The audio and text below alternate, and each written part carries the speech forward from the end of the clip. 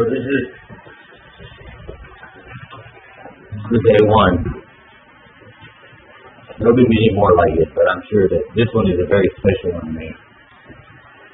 After last night, I've always been a dreamer and a warrior, kind of a warrior.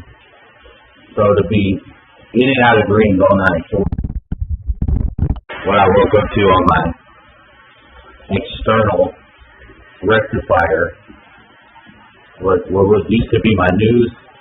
I won't say it's news anymore, but it's just a validator of conditions that I can touch upon, but not ever wish to be drawn into, unaware, ever again. Right, red solar moon, solar mandar. Yes, I've always identified with Solomon. My dad is very David, and if ever there was a temple or a real one, then I can take it as a fact that my flesh body is complete and is a holy temple now. That does not mean I'm without sin. That just makes the story real and personal. I even smell the fruit coming out of the drain, and I'm in the toilet, and I'm smelling the fruit that's outside.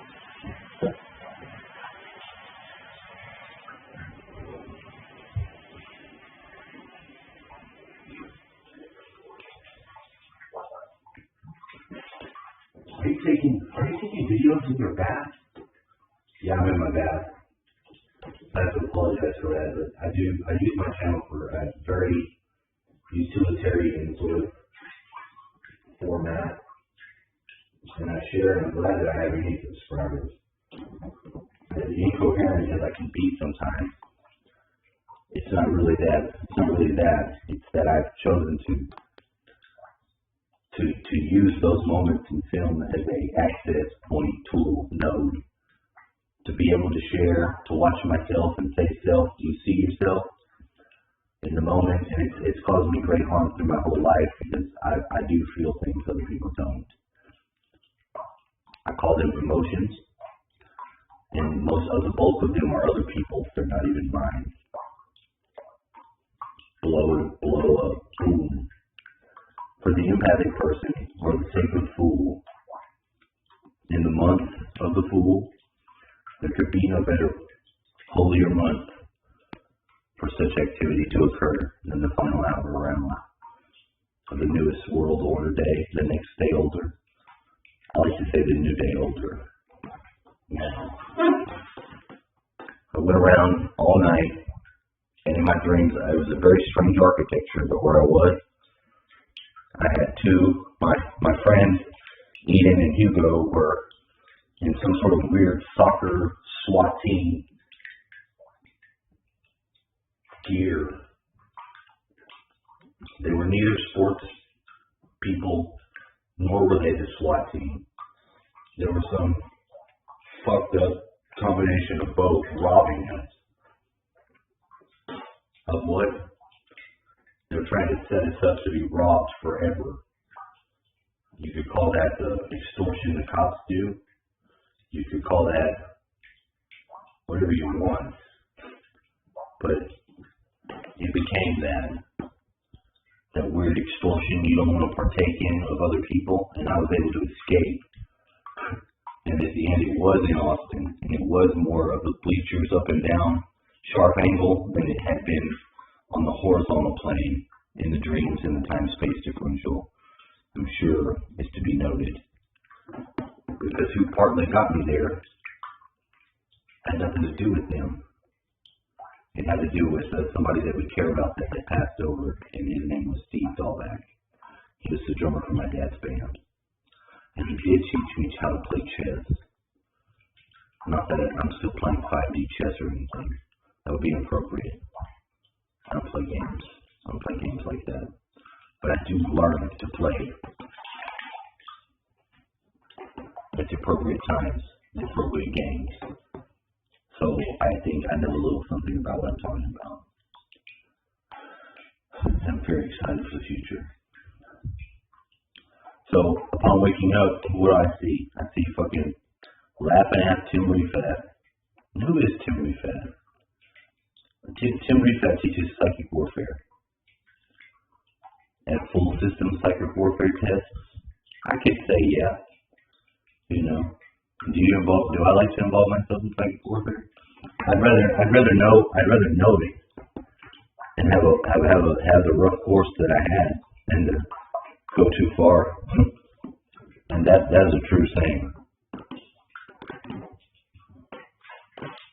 So you put down your psychic warfare weapon? Yeah, way earlier. Way earlier than it could have been earlier than that. It would have been better probably for my religious life, but I don't want to get off track. Just wanted to capture and begin this day right. Because we do have new birth being born each day. And it is a wonderful spring to be alive. And I am naked in my bathtub sharing it. But it's appropriately placed in my heart.